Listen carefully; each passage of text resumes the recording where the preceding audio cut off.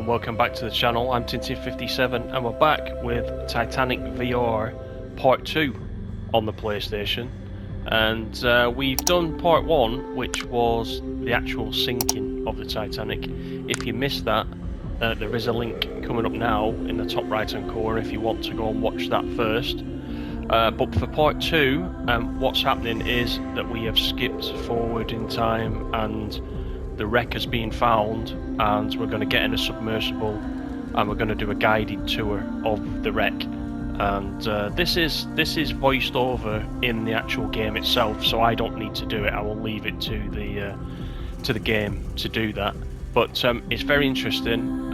It's a lot of historical facts about the building of the ship, the people that were on the ship, the cabins that they occupied whilst they were on the journey. So some nice little stories and quite a good tour, I would say. So for your enjoyment, we will get the tour going. Don't forget to like and subscribe if you want to see more, and I will see you on the next video. Enjoy.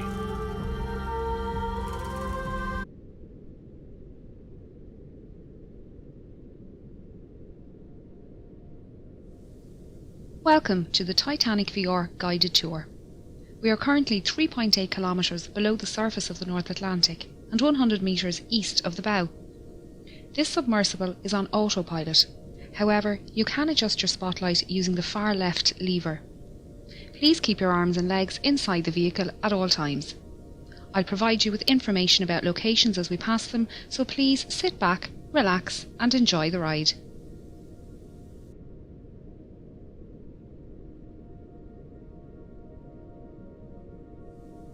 The RMS Titanic was the second White Star Line Olympic-class ocean liner, the first being RMS Olympic and the third being HMHS Britannic.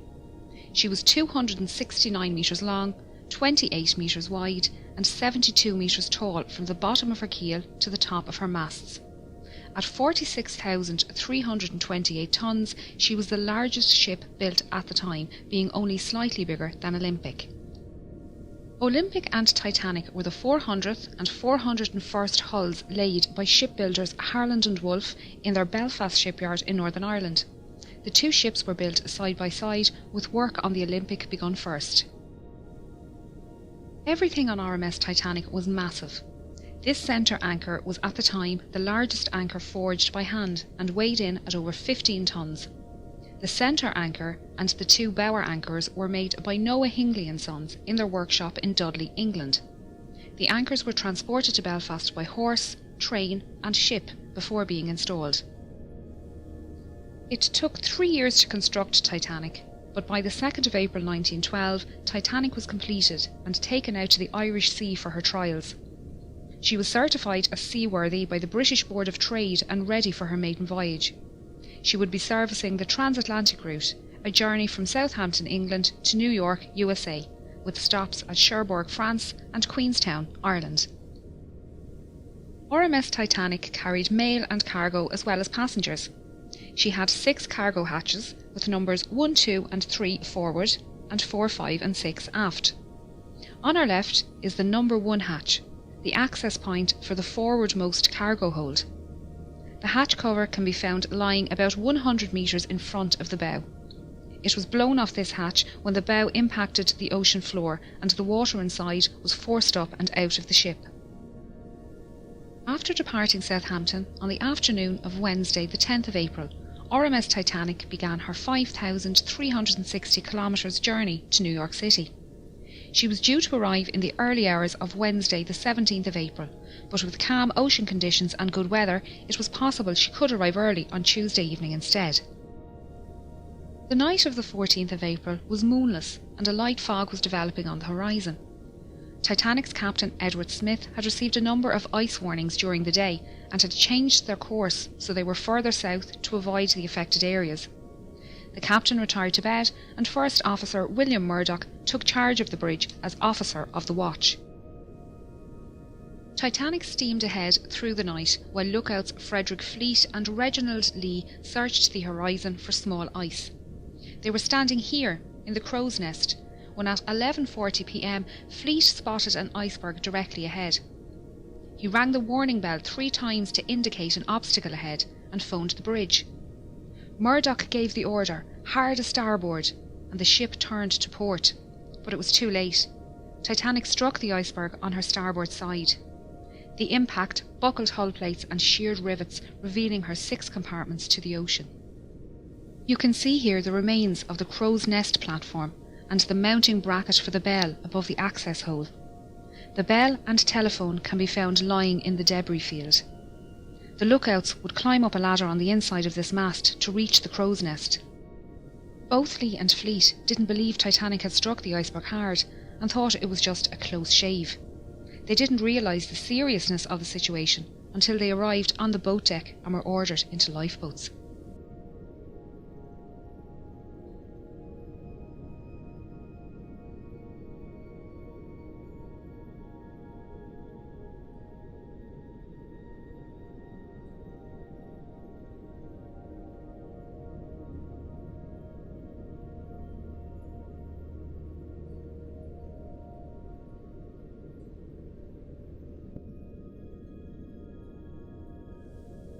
We are now heading down the number 2 hatch to reach the main cargo hold and mail room.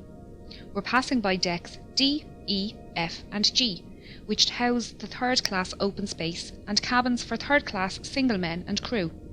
3rd class single women and families were accommodated in the stern. The D deck open space was a large sheltered area with bench seats, small tables and a bar. Steerage passengers used this space to walk, socialise and to listen to music. They were expected to create their own entertainment and some passengers brought their instruments with them on the journey. The 3rd class passengers held a dance party here on the night of the sinking. The crew staying in this section were mostly firemen, trimmers and greasers. These crewmen worked in the hot and dirty boiler and engine rooms, shovelling coal and greasing machinery. Because of this, they had their own special wash areas and slept in rooms away from passengers. They accessed their work areas through a passageway under the cargo hold below. Titanic contained 15 bulkheads, thick walls that separate her lower decks into 16 watertight compartments. It was a new design technique that meant Titanic could stay afloat with up to 4 of her compartments damaged and led to her being considered unsinkable. Unfortunately, the collision with the iceberg opened 6 compartments. Within the first 15 minutes, this cargo hold was underwater and the 3rd class accommodation on G deck above was starting to fill with water. This hold was used to store cargo for passengers and businesses being transported across the Atlantic. Among the crates of fabrics, furniture and food products, there were also a few unusual items, including orchids, dragon's blood, barrels of mercury and a brand new Renault automobile. Some of the more expensive items being carried included Egyptian artefacts heading for the Denver Museum, the Rubaiyat of Omar Khayyam and the Le Circassiano Ben painting by Blondel. These items were most likely held in the 1st class baggage area next door, but were lost along with the mailroom when that section filled with water 20 minutes after the collision. We are now going to head through to the mailroom on the other side of this bulkhead. RMS Titanic was registered as a Royal Mail steamer and contracted to transport mail across the Atlantic. RMS liners were favourable with passengers as they were considered more reliable to arrive at their destination on time. Titanic had a mailroom and post office on board, with 5 dedicated post office workers. This team consisted of 2 British and 3 American clerks, and together they sorted up to 60,000 letters per day. John Jago Smith and James Williamson were from the British Royal Mail, and William Gwynne, John March and Oscar Woody were from the US Postal Service. They worked in both this room and the sorting room upstairs, and their sleeping quarters can be found above on F deck. There were roughly 200 bags of registered mail and 3,500 standard mail bags on board, meaning a total of roughly 7 million pieces of mail and 700 parcels were lost in the sinking. The iceberg damage ran directly across the starboard side of this room, leading to this space flooding early in the night. The 5 clerks worked tirelessly to try and save the mail and managed to carry 200 mail bags up these stairs to the sorting room. Only a few minutes later, the water had reached this level and they moved what they could to D deck. Their final movements aren't known, and sadly, all 5 male clerks died in the sinking.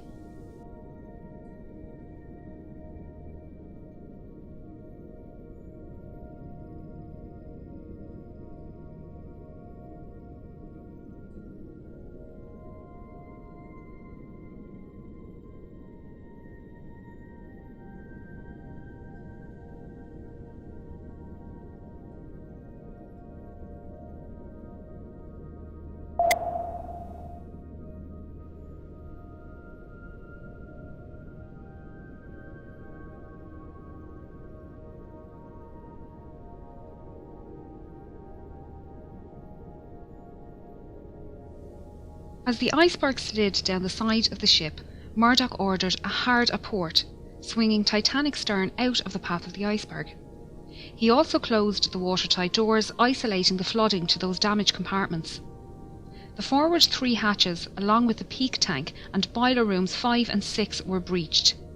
The openings were long and thin, where the iron plating had separated and exposed a total area of little over 1 metre squared. After the collision, RMS Titanic stopped and almost immediately took a starboard list. The captain organised a group to go below and inspect the ship for damage. When they returned, Chief Designer Thomas Andrews was summoned to the bridge and given the damage report. Knowing the volume of each breached compartment and the initial rate of flooding, he calculated Titanic would sink within 60 to 90 minutes. The captain gave the order for the lifeboats to be prepared. Passengers who were woken by the impact were starting to make their way onto the decks. Many found large chunks of ice here on the forward well deck and shaved ice falling through open portholes on sea deck. Third-class men had an impromptu football match, and first-class passengers joked about keeping pieces of ice as souvenirs for the journey. While exciting, passengers didn't believe they were in any danger, and most returned to their cabins soon after. We're now moving up to the bridge and then over to the Marconi radio room. RMS Titanic was not only luxurious, but also the height of technology at the time. She had a Marconi radio set on board and could send messages to other ships and stations up to 3,200 kilometres away. The fore and aft masts suspended the Marconi twin T-type aerials, 4 cables that transmitted the radio signals across the ocean. The top of this mast rests on the collapsed navigation bridge, where the officer of the watch would stand and direct the ship. The smaller, sheltered room at the back was called the wheelhouse, and it was here the quartermaster stood at the helm and piloted the ship. You can see the outline of the wheelhouse walls on the floor. This telemotor is all that is left of the wheel, and along with the commemorative plaques, serves as a stark reminder of the events of that night. Titanic carried just 20 lifeboats, 4 more than required by the regulations outlined by the British Board of Trade. There were 14 regular wooden lifeboats, 2 smaller cutters and 4 Engelhart collapsible boats. The total capacity of these lifeboats was only 1,178 people, far less than the total on board. This fact must have weighed heavily on the captain's mind, as he specified the boats to be filled with women and children first. Many passengers refused to board lifeboats, believing they would be safer on board Titanic. Just over an hour after the collision, the first lifeboat left the sinking ship. By 2 a.m, only her 4 collapsible lifeboats remained unlaunched. This is davit number 1, the only davit remaining in a standing position on the wreck. It was used by First Officer Murdoch to lower Lifeboat 1 and Collapsible C, and was in the process of lowering Collapsible A when the bridge suddenly ducked under the water at 2:15 a.m.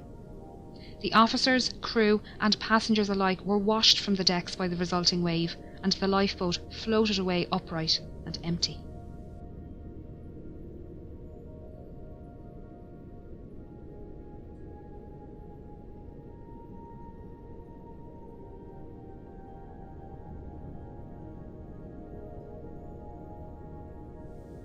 This hole is where the forwardmost funnel was situated. As the bow dipped under the surface, the funnel fell forward and crushed the starboard bridge wing and the people swimming in the water nearby. The stern rose out of the water, peaking at an angle of around 15 degrees. This placed stress on Titanic's keel, which buckled and twisted, tearing the ship in half and sending the waterlogged bow plummeting to the ocean floor. The tear wasn't clean, with the decks failing to hold at varying positions. The stern, now rapidly filling with water, bobbed on the surface for a few minutes before slipping under. Those in lifeboats had rowed far away from the ship for fear of being pulled under by the suction as Titanic sank.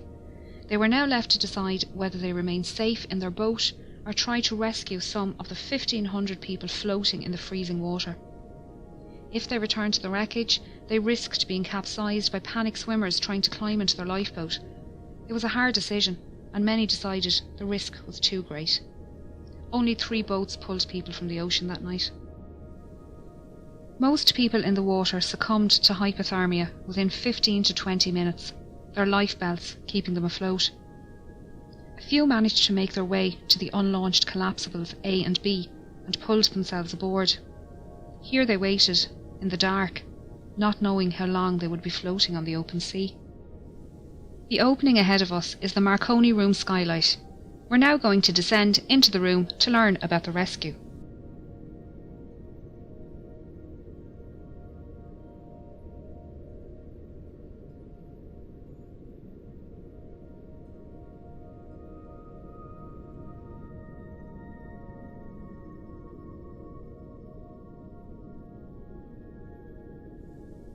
Throughout the night, senior operator Jack Phillips worked the 5 kilowatt Marconi wireless radio set to send out distress signals using both the old CQD and new SOS call codes.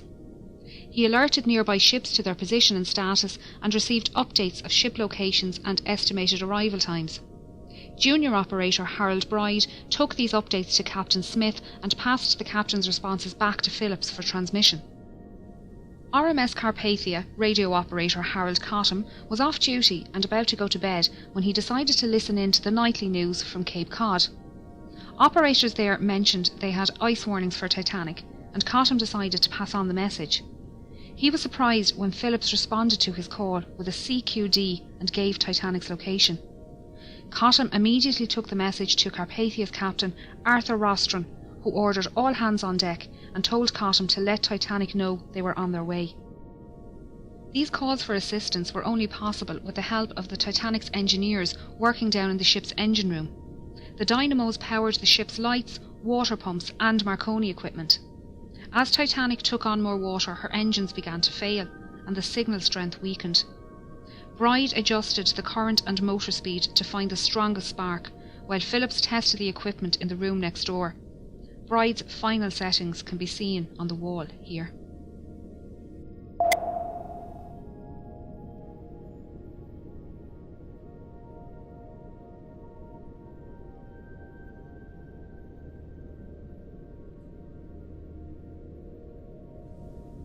When water reached the boat deck, the operators left their station, with Bride heading towards the port bow and Phillips to the starboard stern. After the wave washed over the decks, Bride found himself in the water underneath collapsible B and managed to climb aboard. Phillips was lost in the sinking. RMS Titanic was carrying an estimated 2,208 passengers and crew, with only 712 surviving the disaster.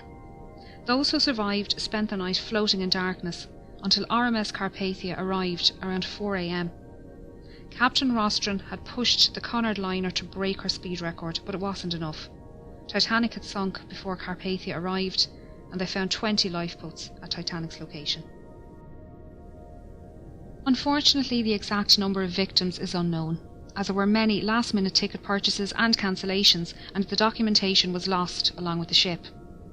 Of the 1,317 known passengers, over half were travelling third class, or steerage as it was called.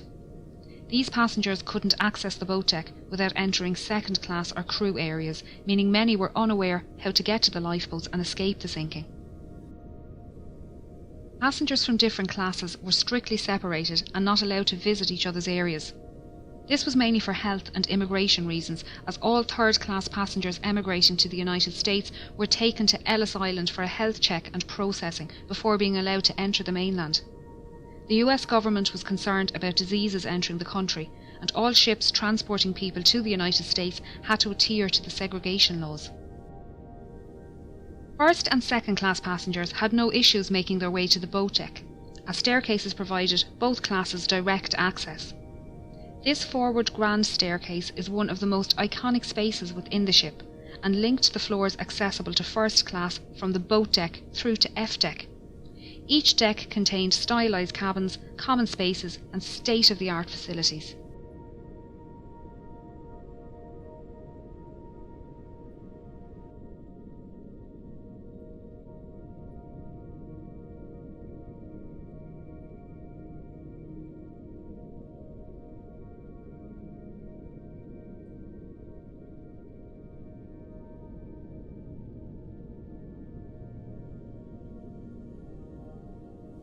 A deck comprised of the first class lounge, promenade, reading room and smoking room.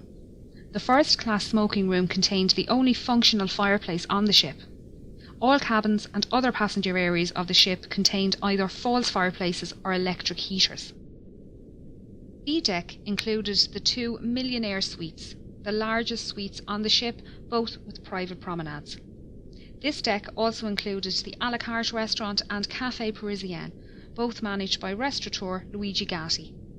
This restaurant and cafe were not included in the travelling fare like the dining saloon, and tables needed to be booked ahead of time.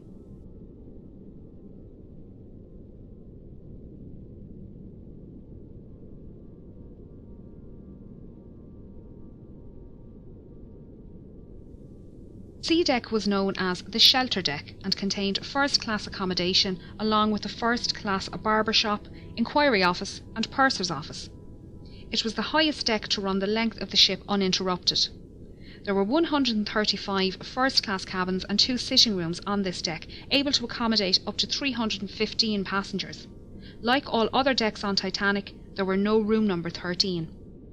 The deck also contained the second-class library and third-class general and smoking rooms. These were situated in the stern section, currently located 600 metres south of the bow. There were 2 purser's offices on board, one for first class and one for second class. The offices were run by 6 pursers who handled passenger inquiries, cash and valuables in the safe, and issued tickets to the Turkish baths and swimming pool on F deck. First and second class passengers needed to register their arrival at their respective purser's office, and they were given maps of the ship. This office was also the first point of call if first class passengers wished to send telegraph messages using the new wireless technology on board. Chief Purser Hugh McElroy was well known among the first class passengers and crew, having served on White Star liners for 13 years. He often dined alongside passengers in the restaurant. During the cross-channel journey, McElroy kept a canary in his cabin, minding it during its delivery to a friend in Cherbourg.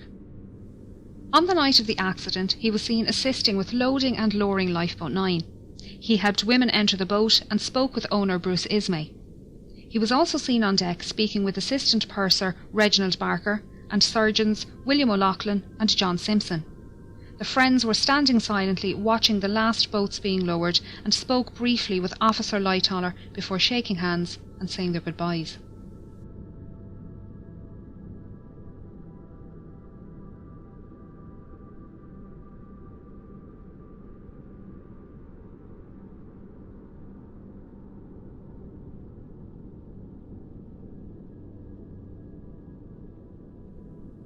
The sitting room, one of the most recognisable on board Titanic, was part of a parlour suite occupied by the Strausses.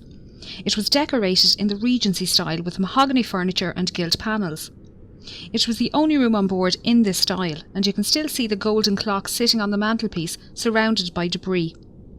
The bedroom next door also contained mahogany furniture, this time contrasting with the white gilt panelling and decorated in the Empire style. Isidore Strauss was one of the owners of Macy's department store, and he and his wife Ida were returning home to the United States after visiting Europe for the winter. Their adult son Jesse was travelling with his young family from New York towards Europe on board the liner SS America, and their ships crossed paths in the afternoon of the 14th of April. Isidore sent a short message to Jesse that afternoon, noting the fine weather they had experienced. Unfortunately, Jesse wouldn't learn of his parents' fate until some 4 days later.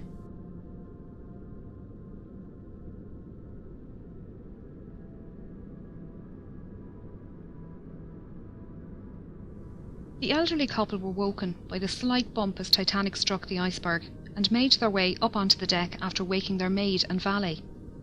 When the time came for Ida to board Lifeboat 8, she entered the lifeboat but then realised her husband would have to stay on board. She stepped back out.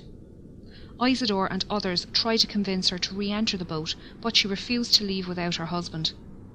Ida helped their maid Ellen Bird into the boat and wrapped her fur coat around Ellen, saying she wouldn't be needing it anymore. Isidore and Ida were last seen sitting in deck chairs on the A-deck promenade holding hands. Isidore's body was recovered from the ocean, but Ida's was never found. The Strauss's parlour suite was just one of many specially designed first-class rooms. The 77 large staterooms were decorated in a range of different period styles. Titanic was designed to be the height of opulence, and the first-class common areas were the most luxurious. She mostly followed Olympic's design, but White Star Line made many changes to Titanic's layout and fixtures due to feedback from Olympic's maiden voyage. Some design changes can be seen on D-Deck.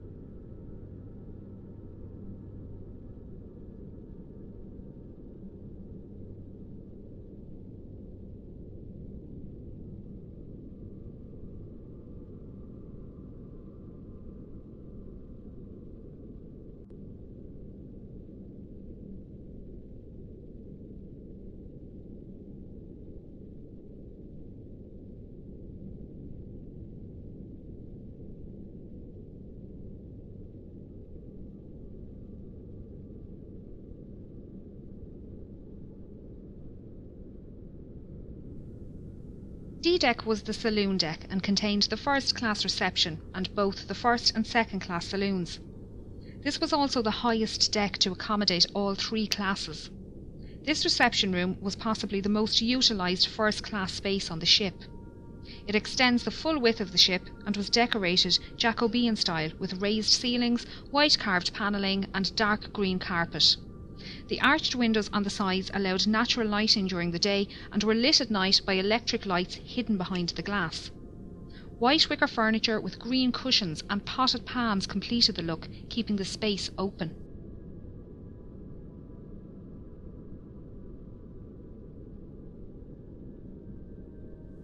A Steinway grand piano sat in the corner and was played as part of a quintet during afternoon tea and in the evenings.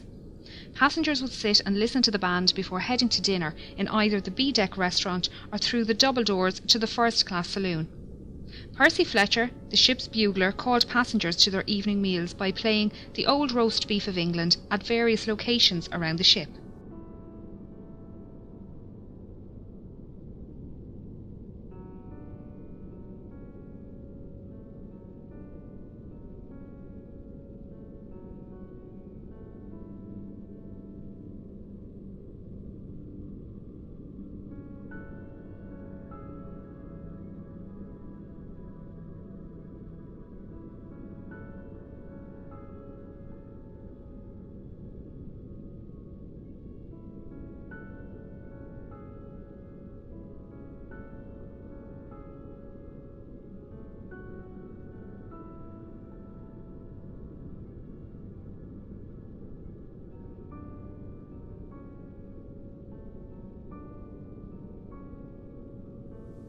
First-class passengers boarded and departed the ship via the gangway doors on either side of this room, or by the gangway doors directly above on B-Deck.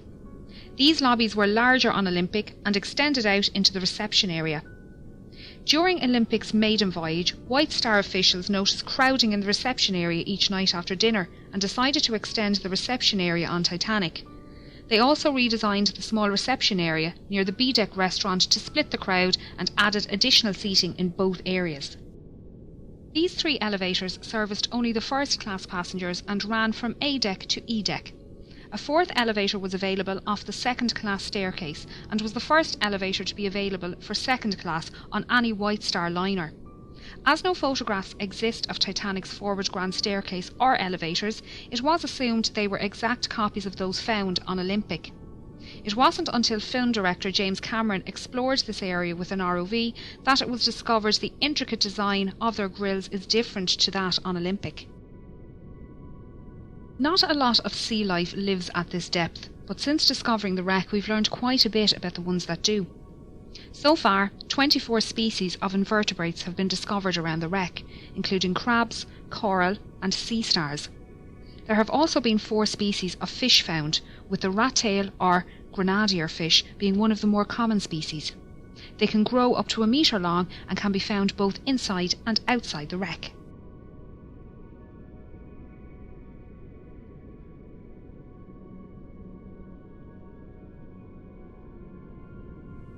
E-deck was also known as the upper deck and provided accommodation for first, second and third class passengers as well as most of the crew. An access corridor used by both crew and steerage ran almost the length of the ship on the port side, just behind this door. Named Scotland Road by the crew after the busy street in Liverpool, the 2.6 metre wide corridor allowed passengers to make their way to and from the dining saloons on F-deck and crew to reach their quarters. This side of the door was strictly first class only, and running down the starboard side were 45 staterooms. These rooms were alternative first or second class and were therefore not as luxurious as those on the decks above, but still comfortable. Many contained mahogany furniture with white enamel brass beds.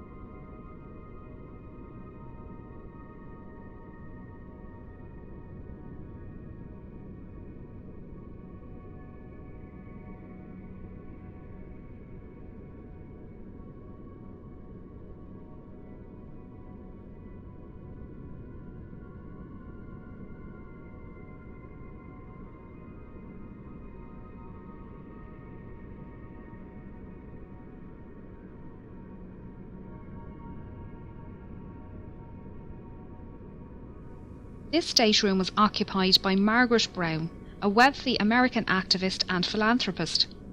She was heavily involved in workers' and women's rights and campaigned to support those less fortunate both before and after the accident. Margaret was holidaying in Egypt with friends when she received a message that her eldest grandson was seriously sick at home in the United States. She booked the earliest ship from Cherbourg back to New York, the RMS Titanic. In her interview with Colonel Archibald Gracie, she stated she was lying on her brass bed reading at the time of the accident. She felt the bump, but didn't think much of it and kept reading. It wasn't until she heard men talking about heading up on deck that she decided to find out what happened.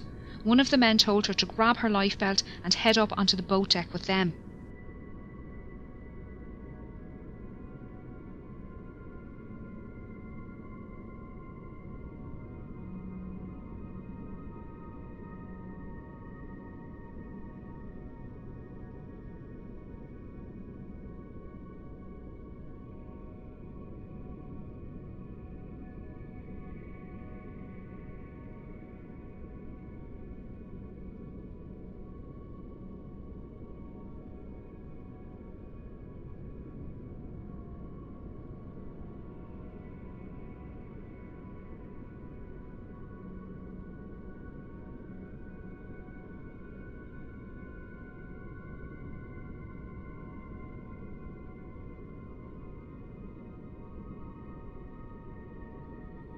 As they made their way up, she saw a group of men manually lowering the F-deck watertight doors from the access points in the floor here, directly outside of her cabin on E-deck.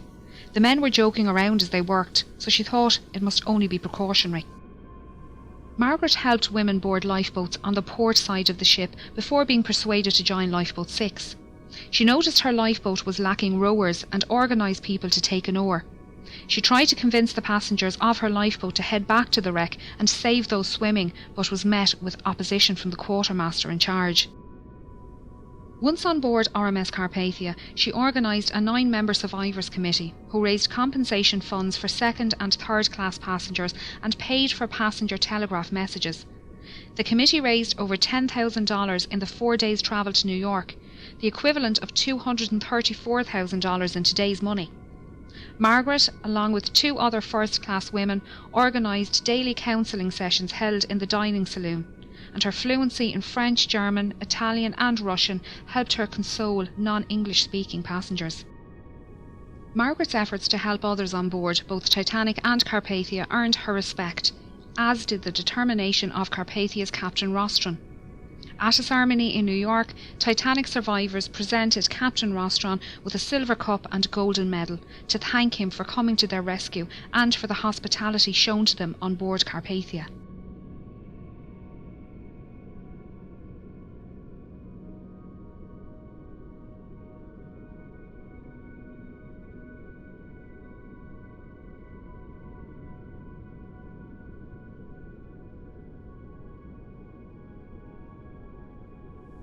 This watertight door is the one Margaret Brown watched being lowered from the floor above. On the other side of the door is the swimming bath and the linen storage rooms. Their state is unknown, although this area flooded around an hour after the accident and is expected to be in good condition due to the lack of water movement here. As we can see, the Turkish baths are well preserved.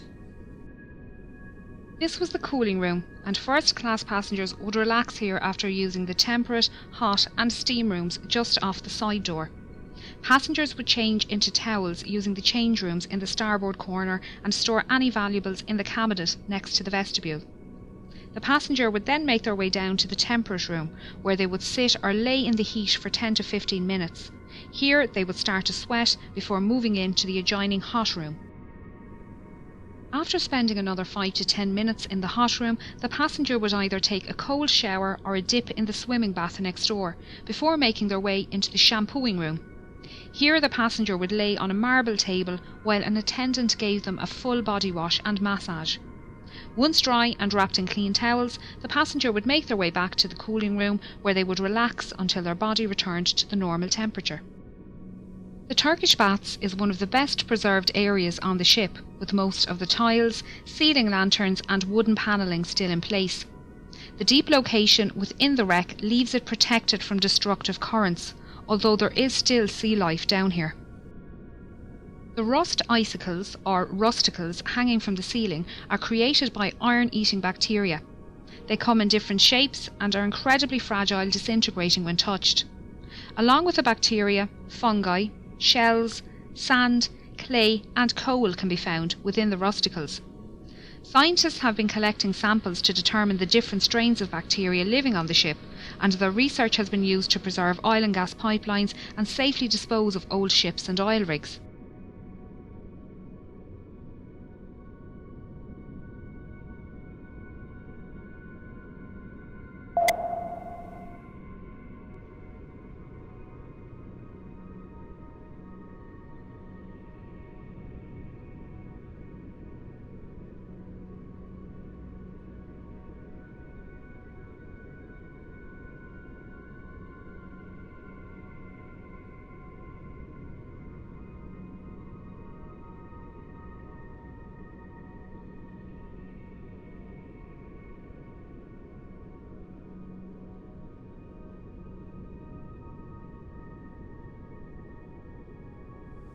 As first-class passengers rose up this staircase and made their way out onto the boat deck, they would have passed the band playing in this alcove next to the entrance.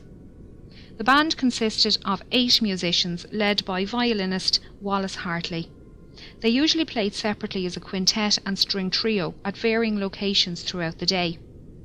During the evacuation, the musicians began playing near the B-deck restaurant, before later moving up to this position near the forward grand staircase. They played mostly ragtime tunes to calm passengers standing nearby and draw passengers inside up to the boat deck. Some survivors state that the band played until the end and that the night was so quiet even those in lifeboats away from the ship could hear the music. Many survivors claim that the hymn "Nearer My God to Thee" was the last song played, although it was also reported to be "Songed Autumna." Sadly, all 8 members died during the sinking, with only 3 remains recovered by the cable ship Mackay Bennett. Wallace Hartley was one of them, found with his violin inside his case and strapped to his body.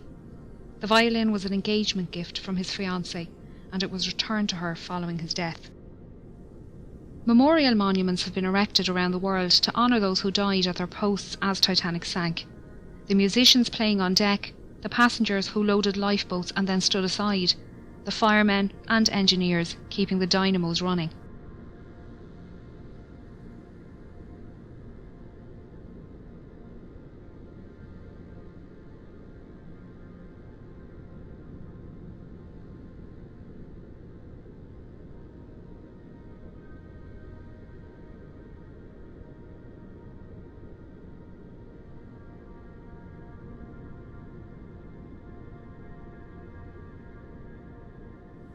The boilers standing here are part of Boiler Room 2 and were running until the end, powering the dynamos in the stern. A skeleton crew remained in the electrical engine room, redirecting power and keeping the lights on. This is the point where the keel failed and the massive ship began to tear itself apart.